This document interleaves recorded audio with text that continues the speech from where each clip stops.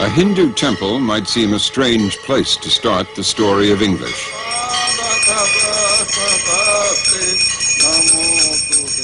But chanting in the holy language, Sanskrit, these worshippers are closer to English than you might imagine. Our word divine resembles their word deva.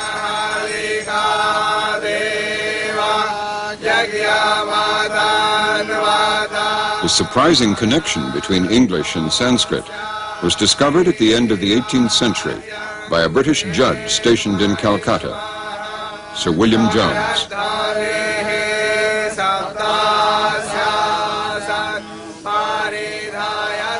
Jones found that the English father resembles the Sanskrit pitar, the Greek pater, and the Latin pater.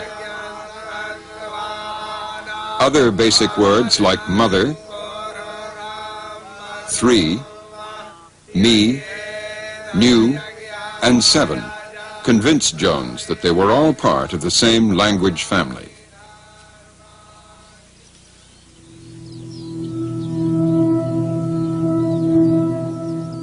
Perhaps as old as Stonehenge, the prehistoric origins of what Jones called this common source are as remote and obscure as this Neolithic ruin.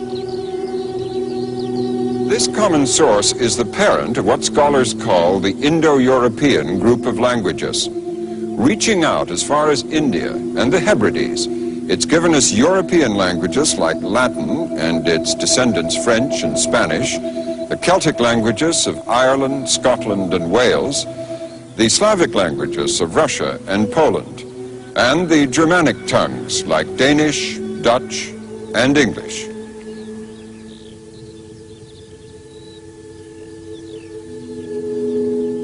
The Indo-Europeans probably lived in Central Europe. Gradually, the Germanic tribes, the ancestors of English, moved westwards. Eventually settling along the shores of Northern Europe, they included the Jutes, Angles, Saxons, and Frisians.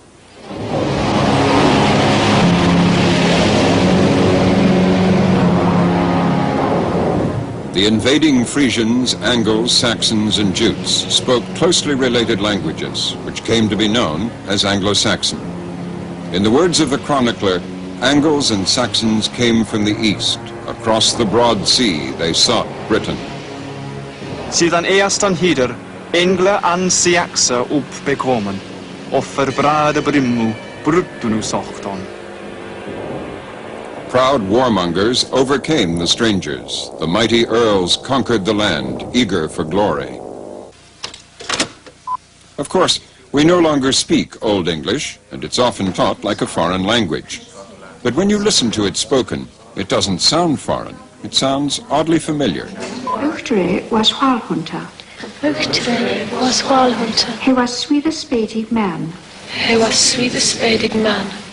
He was med de första männen on dem lande. He was med de första männen on dem lande. On dem lande whereon finnas. On dem lande whereon finnas. There finnas whereon fisheras and fugleras. There finnas whereon fisheras and fugleras. Och Uhtred was Hvalhunter. Och Uhtred was Hvalhunter. That land is Helgoland. That land is Helgoland. With overtones of modern Dutch and English, and especially German, Old English has familiar Germanic words like König for king and Sprach for speak. Zu König Athelbert and Wilde Augustina. And Sprach Withina dat is our Walde. Anyone who knows modern German will understand the basic principles of Old English and its structural difference from the English we speak today.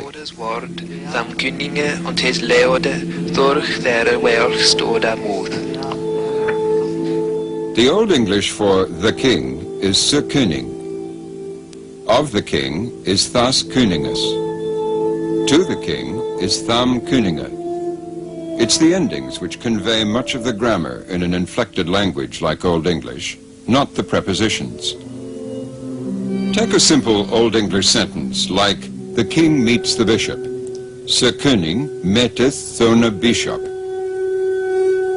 Here, Sir König is the subject of the sentence. Thona bishop is the object. It's the form of the words, not word order, which give the sentence its meaning. In fact, if you change the word order, the meaning of the sentence remains the same. Thona bishop metteth Sir König still means the king meets the bishop. Dr. Christopher Page of Oxford University has studied the music and poetry of the Anglo-Saxons. He points out that much of modern English comes from these first invaders. Many of the basic tools of our language, words like the, this, that, I, me, him, it, those are Anglo-Saxon words, which means that although we've lost a lot of vocabulary, in any passage of English, the density of words of Anglo-Saxon origin is likely to be quite high. And it's possible to construct sentences without particularly trying hard to do so, in which every word is of Anglo-Saxon origin.